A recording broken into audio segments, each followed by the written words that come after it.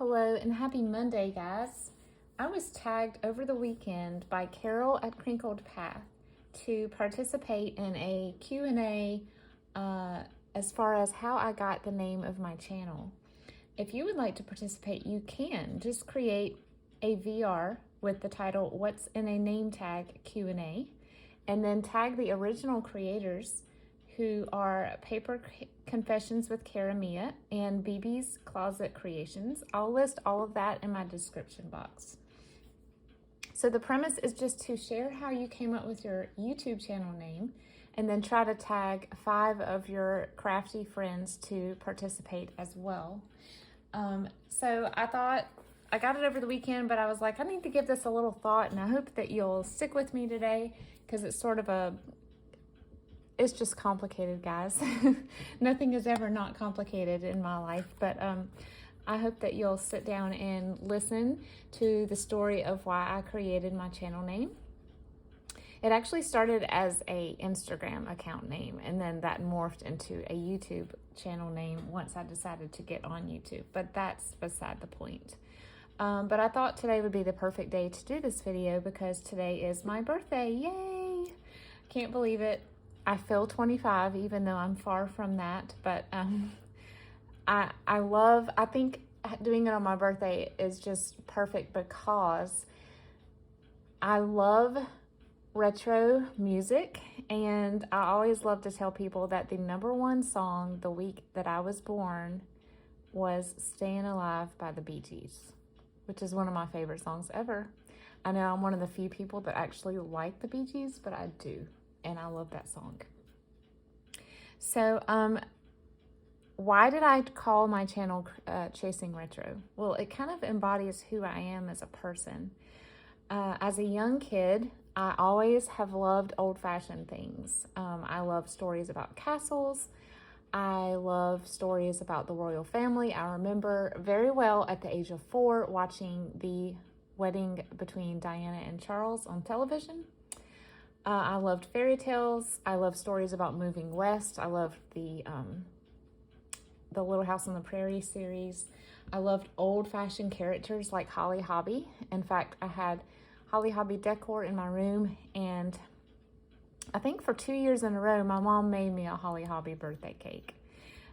So I was often told growing up, even into my teenage and college years, Meg, you were born in the wrong decade, or you are such an old soul. And I'm sure if you're into nostalgia like I am, you probably have been told similar things yourselves. But I guess I would say that it goes much deeper than that. I was not a normal kid. I loved to play with old toys almost more than I loved to play with new toys. Whenever I was visiting my grandparents' house, I would love to go into the attic with my grandpa and persuade him to bring down some of my mom's and her siblings' old toys. I especially loved her vintage Barbies. The thing that I remember loving the most about the vintage Barbies back then was the fashion, the hairstyles, the shoes, the purses, you know, the little accessories that Barbie had. Growing up in my middle childhood years, I loved to watch. After school, I would watch The Brady Bunch. I would love to watch Gidget. I watched old Mickey Mouse Club, not the new one that came out in the 80s, although that one was pretty cool. I love to watch the old Mickey Mouse Club with Annette Funicello and, you know, the classic black and white. I loved the toys that came out in the 80s, 70s and 80s. In fact, I love them so much now that I have a Pinterest page and a desktop folder filled with images of some of my favorite 80s toys. At about age 11 or 12, I discovered old movies. We had cable at the time. Remember when getting cable was just a huge deal? And there was a channel called TCM and AMC. AMC has since moved away from black and white movies for the most part, but I think TCM is still around. Between that and checking out black and white movies at the library, I became super obsessed with classic horror films, black and white mysteries, slapstick comedy, and entering the picture was my favorite actress, still to this day, Katharine Hepburn. I was hooked. I don't know what it was about her. I loved her quippy humor, her terseness, her accent, her fashion. She was just quick-witted, and I thought she was super cool. I love the fashion, architecture, music, cars, decor, food, all of it, from the 1920s through the 70s. I mean, I can't really pick a favorite decade. I guess if I had to pick, I would have to pick 60s. But I love all of those decades, and I love the movies that come out of them. Half of the time, my husband will make fun of me because we'll be watching a movie, and he's like, did you see what just happened? And I'm like, no, I'm sorry. We're going to have to rewind it. I was looking at the dishes on the table, or I was looking at the curtains on the windows. But yes, speaking of cars, my great granddaddy used to work he was a mechanic for the Packard Motor Corporation, and he had a 1949 Packard, and I got to ride in it when I was about 11, and I vowed, sitting in the back seat of that Packard, that one day I was going to ride in that car the day I got married. Well, guess what, guys? I did.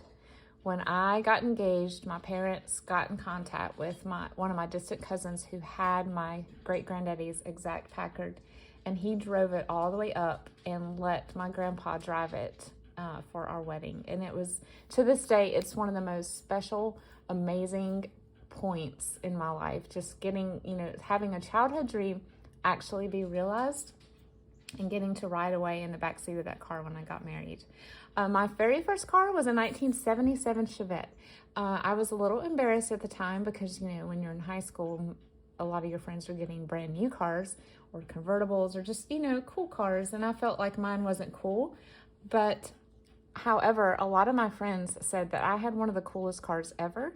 And I have to say, now that I'm older, I would agree. And I would love to have that car back. It did have its personality, but doesn't every first car? But I love looking at the old ads for the 1977, 78 Chevettes. I think you could buy a brand new one for about $2,700. I've always loved classic beauty, fashion, style, ladies with poise, and one of the hallmarks in this area is Jackie Kennedy. I chose my wedding dress actually based on what hers looked like. And one of my friends thought it would be really cute and funny in my wedding guest registry to sign Jackie Kennedy Onassis in the guest registry. I found that about 2 weeks after our wedding and had a really big laugh. In front of our wedding cake, I had a Jackie and John little couple of Madame Alexander dolls. And honestly, I still love Jackie. A few years ago, I had a chance to go to a Halloween party, and I dressed up as Jackie. And the funny/sad thing was, a lot of people didn't know who I was. I had to tell them, even though I was carrying a Kennedy presidential race sign in my hands. It was still fun to dress up and be like one of my heroes, I guess, in the fashion area. I still love any excuse to dress up in vintage clothing. When the moon landing had its anniversary, I think it was in 2018 or 19, I had a huge moon party here, and I dressed up as if I was stepping right out of that year. It was so fun.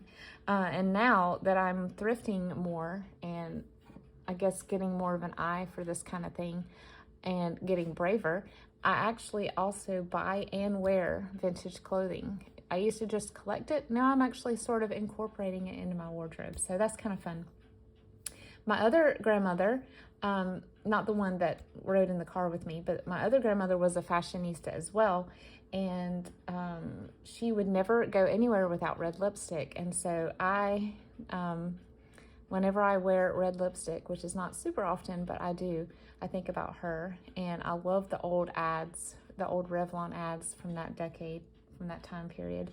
When I got to be, I guess my children were young, I got super into ancestry research. I've kind of always loved to hear stories about our family from my grandparents, great aunts, and uncles.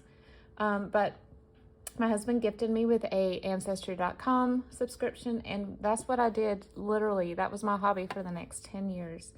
And what I loved about it was that everyone had a story. The ways of life back then fascinated me. I loved reading the documents, even the census records, just figuring out like what daily life was like for people who came before us, and how trends changed over times, and how wars came in and changed things, and other types of big happenings that happen in our country and other countries that affected us. And I started doing a lot of deep research, and I actually started a blog. It's still up, but I only got to post about 8 stories on it. But still, I love it. One day I'll delve back into that. I love military history. I get that from my dad and my grandpa. You will usually, if I go somewhere on vacation, you will usually find me creating a detour so that I can go either up inside of an airplane or down into the bowels of an aircraft carrier. I love it. I love all parts about it. It's just all things history. I just love. I started thrifting for retro items, mainly decor and wardrobe. But I found that I loved paper too. I loved paper. I loved patterns, and I loved old books. And I was like, it's great that I love all this stuff, but like, I can't just have a museum of a house and bring all this into my house and not do anything with it. And so that's kind of how junk journaling got started. When I found out what junk journaling was, y'all have heard me talk about this before, so I won't go into great detail, but that's kind of like how my junk journaling journey began. I love that I can incorporate everything retro, paper and fabric and otherwise, into a hobby that I love doing. So I love the trends, watching the decades ebb and flow, come around. We've seen a lot of the trends start circling back and making a reappearance. I've noticed the kids today that makes me sound old, are wearing, bell bottoms again, and skater fashions are back in style, and platform shoes. And I'm just like, what is happening? But I love that there are also certain things that are timeless, classic, unchanging. A string of white pearls, a simple black dress. I love that those things are still and always relevant. And so in respect to the earth and the life that we live daily here on earth, I chase retro. That's where I get my name. So I chase after things that are old, that are vintage, that have style, that just have that retro look to them. But more than that, on a much higher level, I chase after Jesus. He is always here. He's always been here, and he will always be here. He is unchanging. His word, the Bible, is relevant through the ages. It is the same yesterday, today, and forever, and it has relevance for my life today, just like it did for my grandmother and my 15th great-grandmother. God's word is unchanging. It is living. It is breathing. And honestly, guys, it's God who gave me all of these passions. He gave me the loves that I have for old things. He gave me the interests that I have. He gave me the creativity that I have. He gave me an eye to see the aesthetic around me. And you know what? He wants me to enjoy it. He placed me here on this earth for his glory, but also partly to enjoy the things that he has surrounded me with. Solomon said this in Ecclesiastes. He said that God loves to see us have pleasure in the things that he has created for us. God gets all the glory for everything that I create on this simple little desk that I have, and anything else that I create for other people, or just, to make myself happy. And so to end this video, I'm going to read a verse from my grandmother's Bible. This is very, very special to me. Speaking of vintage, I'm going to read 1 Peter 1:23 through 25. For you have a new life. It was not passed on to you from your parents, for the life they gave you will fade away. This new one will last forever. It comes from Christ, God's ever-living message to men. Yes, our natural lives will fade as grass does when it becomes all brown and dry. All of our greatness is like a flower that droops and falls. But the word of the Lord will last forever, and his message is the good news that was preached to you. I thought that would be the perfect verse to end this today. As much as things ebb and flow and change, and things become outdated and new things are coming in, ultimately God will make all things new, and I am excited about that promise. And I am so happy that you joined me today to listen to my long drawn out, hopefully somewhat interesting story about how I got started in chasing all things retro. And I hope all of you have a great, great day. Talk to you soon, and bye-bye.